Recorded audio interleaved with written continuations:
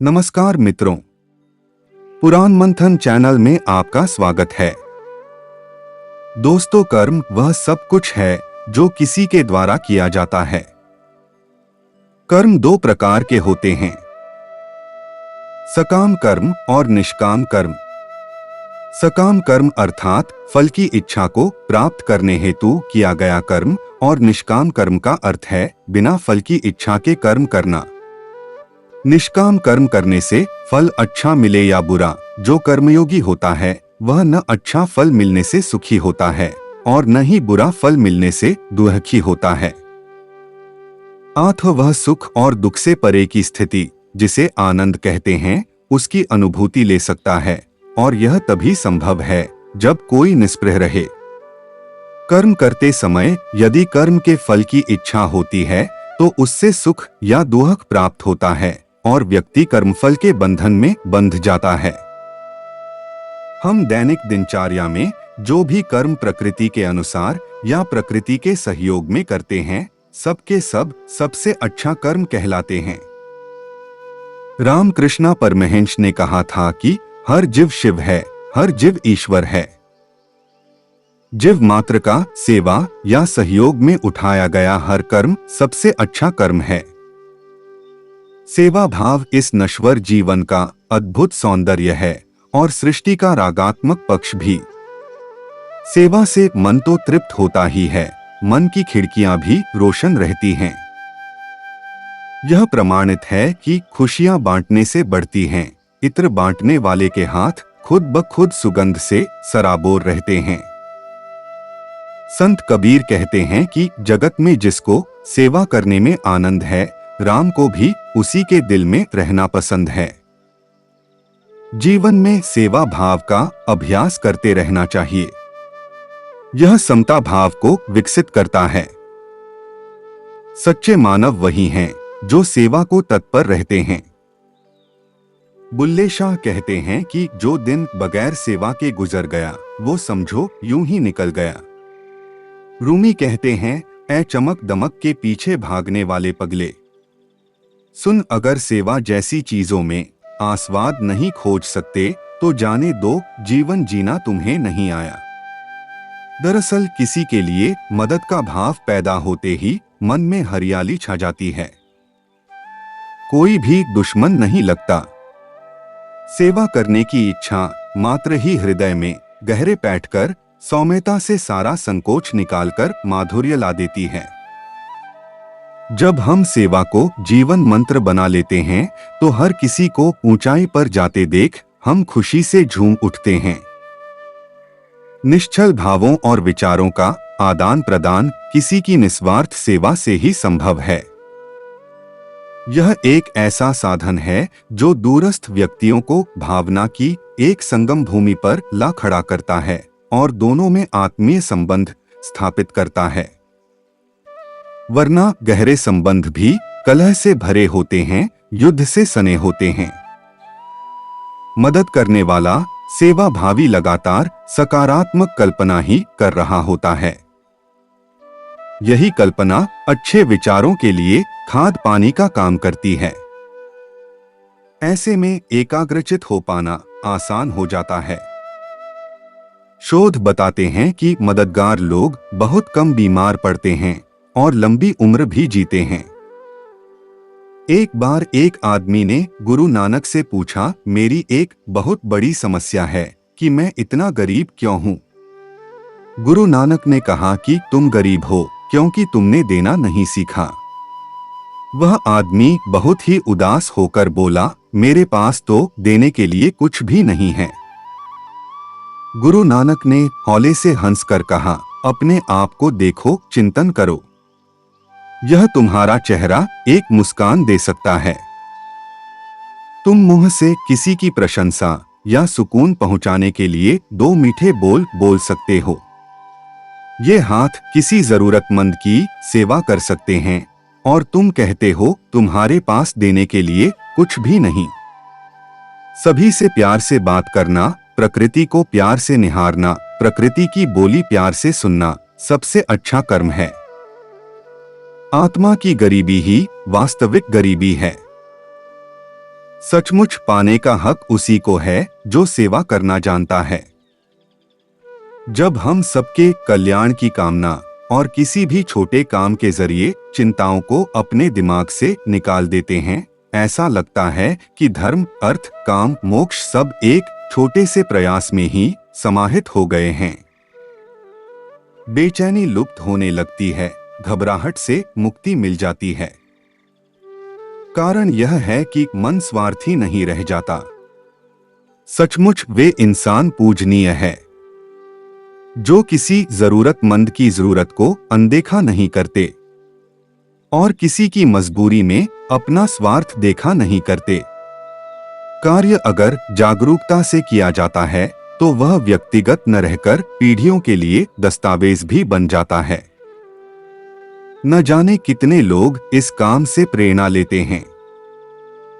सचमुच हर अच्छा विचार एक बीज है जिसे अंकुरित होने दें तो इससे मन की मौज के पेड़ों पर आनंद के फल मिलते हैं। भगवान भी उनको खुशियां और सुख देते हैं जो असहाय और जरूरतमंद की सेवा निस्वार्थ भाव से करते हैं। हमारी आध्यात्मिक संस्कृति के रंग ऐसे हैं कि ईश्वर से भी मन का जुड़ाव होता है। परमात्मा के साथ भी आत्मीय प्रीति की डोर से मन बांध जाता है। भक्ति का भाव असल में ईश्वर के प्रति प्रेम ही है। ऐसा प्रेम जो मन को शक्ति देता है और जीवन के सहज को प्रवाह। ईश्वरीय आस्था से जुड़ा यह पक्ष प्रेम का सबसे पावन भाव है। कहते हैं कि प्रार्थना प्रेम का ही एक रूप है। ऐसे में प्रार्थना करते हुए इस संसार में मौजूद हर जीव से प्रेम करने वाला मन मांगा जाए तो भक्ति भाव से जुड़ी इस प्रेमिल अनुभूति से बढ़कर और क्या हो सकता है। हमारे पौराणिक ग्रंथ बतलाते हैं कि मनुष्य के भीतर की आत्मा उसके भाग्य से भी अधिक शक्तिशाली है, किंतु इसके साथ ही कर्म को भी अत्यधिक महत्व दिया है। सही तरीके से किया गया कर्म ध्यान बन जाता है। पूर्ण निष्ठा से किया गया कर्म हमारी चेतना का विकास भी करता है। अतः हमें अपने कर्म ऐसे करने चाहिए जैसे कि हम प्रार्थना करते हैं। यदि सही तरीके से पूर्ण निष्ठा के साथ कर्म किया जाए तो व्यक्ति की प्रगति 10 गुना अधिक होती है। अतएव प्रत्येक व्यक्ति को कर्म केवल व्यक्तिगत लाभ की दृष्टि से नहीं बल्कि ईश्वर के प्रति समर्पण की भावना से करना चाहिए। किसी कर्म के प्रति हमारी दृष्टि यह होनी चाहिए कि हम उसे अच्छे से अच्छा करें। इन दिनों इस भावना का सर्वत्र अभाव दिखाई पड़ता है। कर्म को किसी भी प्रकार से निपटाने की भावना अहितकर है। कर्म में पूर्णता हमारा लक्ष्य होना चाहिए। आज जब हमारा देश एक नाजुक दौर से गुजर रहा है, सही समय पर सही तरीके से कार्य करने की बड़ी आवश्यकता है। दुर्भाग्यवश आज ऐसा नहीं हो रहा। हम जो भी कर्म करें उसे पूर्णता के साथ करें। यही ईश्वर की सच्ची सेवा है। कर्म करते हुए कई कठिनाइयां भी आती हैं, किंतु ऐसे समय में हमें शांत भाव से अपने भीतर देखना चाहिए, तब रास्ता निकल आएगा। कर्म से पलायन करके कोई भी व्यक्ति अपने भाग्य का निर्माण नहीं कर सकता। न वह जीवन में सफल हो सकता है और न सुखी रह सकता है। कर्म करते हुए हमारी दृष्टि वर्तमान पर होनी चाहिए। जैसे कि भगवान श्री कृष्ण ने अर्जुन से कहा है, न तो हमें अतीत में देखना है और न भविष्य की चिंता करनी है। अपने वर्तमान कर्म को संभालने से भविष्य अपने आप संवर जाएगा। आज अपना देश का आकाश शब्दों के शोर से भरा हुआ है, किंतु हमें केवल बड़ी बड़ी बातें ही नहीं करनी चाहिए बल्कि अधिक से अधिक कर्म करना चाहिए। यही भाग्य निर्माण की सच्ची राह है। यही समय की पुकार भी है। एक और महत्वपूर्ण बात यह है कि निस्वार्थ कर्म हमें व्यक्तिगत रोगों से भी छुटकारा देता है। श्री श्री रविशंकर जी कहते हैं, जब आप सेवा को जीवन में अपना एकमात्र उद्देश्य बनाते हैं तो यह डर को खत्म कर देता है, आपके दिमाग को केंद्रित करता है और आपको अर्थ देता है। हम सेवक हैं मानवता के, सेवा धर्म हमारा है। दीन दुखी की सेवा करना निश्चित कर्म हमारा है। जिसने सेवा धर्म निभाया, नर में नारायण देखा, वही महामानव देखेगा। हर मानव में प्रभु रेखा, एक ब्रह्मा है, पिता सभी का, निर्मित यह जग सारा है। दीन दुखी की सेवा करना निश्चित कर्म हमारा है। हम सेवक हैं मानवता के, सेवा धर्म हमारा है। दीन दुखी की सेवा करना निश्चित कर्म हमारा है। सभी सुखी हों, सभी निरोगी, सबको सुविधाएं एक मिले, नीति नियम से बंधे सभी हो, पर स्वतंत्र प्रत्येक मिले, अनिल अनल भू नल जल सब पर, सूची अधिकार हमारा है। दीन दुखी की सेवा करना निश्चित कर्म हमारा है।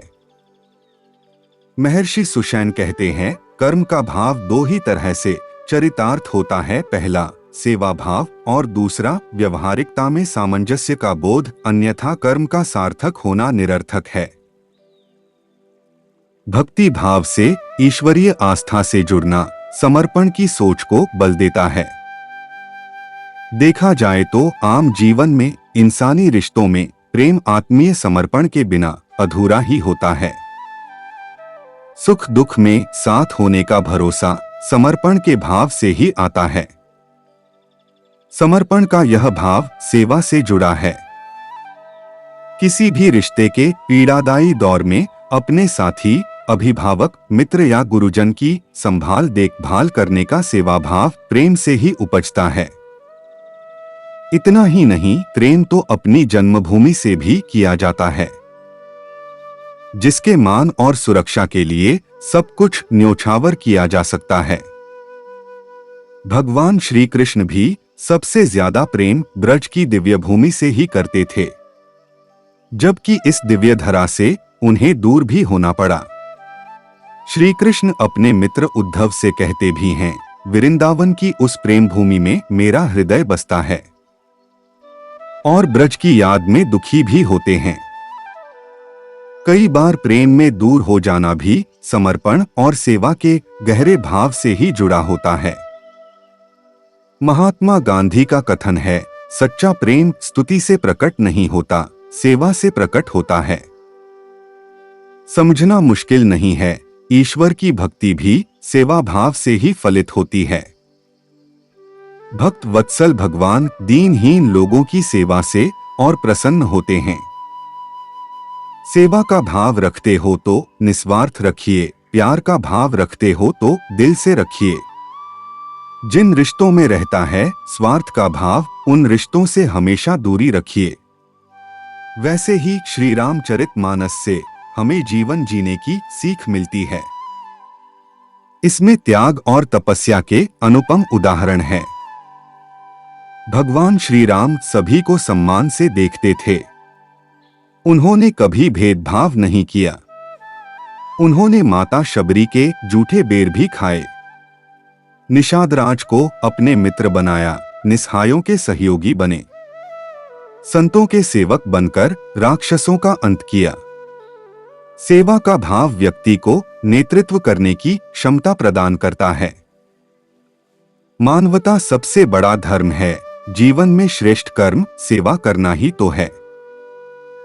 मन की पवित्रता, दया भाव, ईमानदारी, मानव मात्र के प्रति प्रेम और सम्मान ही धर्म है। धन के साथ धर्म भी कमाना चाहिए, यही असली धन है। धर्म कार्य से ही धर्म की रक्षा होगी। सेवा का भाव व्यक्ति को जीवन में सर्वाधिक आत्मसंतोष प्रदान करने के साथ साथ सेल्फ मोटिवेशन अथवा आत्म प्रेरणा का भाव जागृत भी करता है। सेवा भाव से प्रेरित व्यक्ति अच्छे लीडर बनकर सामने आते हैं और समाज के अन्य लोगों के लिए भी प्रेरणा का स्रोत बन जाते हैं।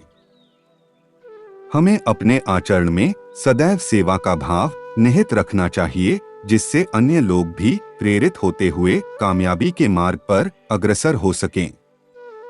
अपनों को तो सब गले लगाते हैं, किसी गैर की सेवा तो करके देखो, अपार सुख अनुभव होगा। दोस्तों, आज हमने आपको इस वीडियो के माध्यम से भगवत गीता के अनुसार मनुष्य जीवन का सर्वश्रेष्ठ कर्म बताया है। इसके अलावा इस टॉपिक से जुड़ी अन्य और भी जानकारी के लिए चैनल को सब्सक्राइब करें। आपको हमारा ये वीडियो कैसा लगा, कमेंट में जरूर बताएं। वीडियो को लाइक और शेयर करें। धन्यवाद।